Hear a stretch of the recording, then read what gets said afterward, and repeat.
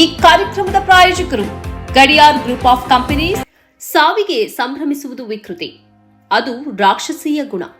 ಇಂಥ ಮಾತನ್ನ ಯಾಕೆ ಆಗಾಗ ಹೇಳಬೇಕಾಗ್ತದೆ ಅಂದ್ರೆ, ನಮ್ಮ ನಡುವೆ ಸಾವನ್ನ ಸಂಭ್ರಮಿಸುವ ವಿಕೃತರು ಇದ್ದಾರೆ.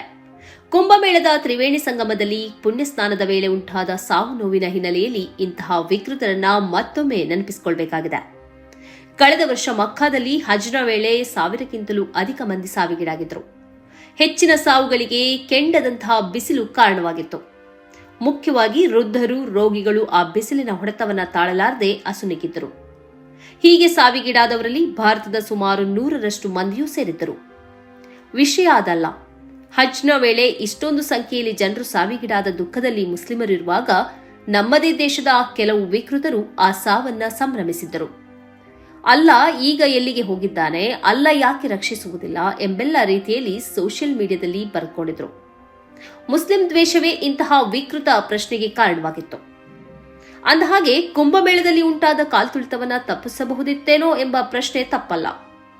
ಯಾಕೆಂದ್ರೆ ಇದಕ್ಕಿಂತ 6 ತಿಂಗಳ ಮೊದಲು ಜುಲೈ 2, 2024ರಂದು ಉತ್ತರ ಪ್ರದೇಶದ ಹತ್ರಾಸ್ನಲ್ಲಿ ಇಂತಹದ್ದೇ ಕಾಲ್ತುಳಿತ ನಡೆದಿತ್ತು.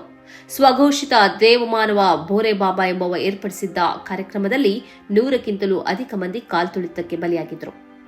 ಹೀಗಿರುವಾಗ ಕುಂಭಮೇಳದಲ್ಲಿ ಇನ್ನಷ್ಟು ಎಚ್ಚರಿಕೆಯನ್ನು ವಹಿಸಬೇಕಾಗಿತ್ತು ಎಂಬ ಮಾತನ್ನ ನಿರಾಕರಿಸುವ ಹಾಗಿಲ್ಲ.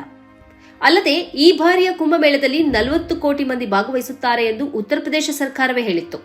ಇಷ್ಟೊಂದು ದೊಡ್ಡ ಸಂಖ್ಯೆಯಲ್ಲಿ ಜನ ಸೇರುವಾಗ ಅವಘಡದ ಸಾಧ್ಯತೆ ಹೆಚ್ಚಿರುತ್ತದೆ. ಇದು ಗೊತ್ತಿದ್ದೂ ಈ ಕಾಲ್ತುಳಿತ ಯಾಕೆ ಸಂಭವಿಸಿತು ಅನ್ನೋದು ತನಿಖೆಯಲ್ಲಿ ಗೊತ್ತಾಗಬೇಕಿದೆ. ಅಂದಹಾಗೆ ಸಾವು ಸಂಭ್ರಮದ ಸಂಗತಿಯಲ್ಲ. ಕರ್ನಾಟಕದ 4 ಮಂದಿ ಈ ಕಾಲ್ತುಳಿತದಲ್ಲಿ ಸಾವಿಗೀಡಾಗಿದ್ದಾರೆ.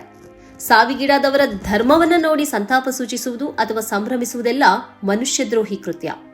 ಸಾವಿಗೀಡಾದದ್ದು ಹಿಂದೂವಾದರೂ ಮುಸ್ಲಿಂ ಆದರೂ ಸಾವು ಸಾವೇ. ಅದರ ಹೆಸರಲ್ಲಿ ಧರ್ಮದ ಅವಹೇಳನ ಸಲ್ಲದು. ಸಂತ್ರಸ್ತ ಕುಟುಂಬಗಳ ನೋವು ಶೀಘ್ರ ಶಮನಗೊಳ್ಳಲಿ ಎಂದು ಸನ್ಮಾರ್ಗ ಹಾರೈಸುತ್ತದೆ. Gadiar Group of Companies, synonymous with excellence and innovation, stands as your dynamic partner for progress. Gadiar Group ensures safety as guardians in firefighting and builds vibrant communities in real estate. Building tomorrow, today.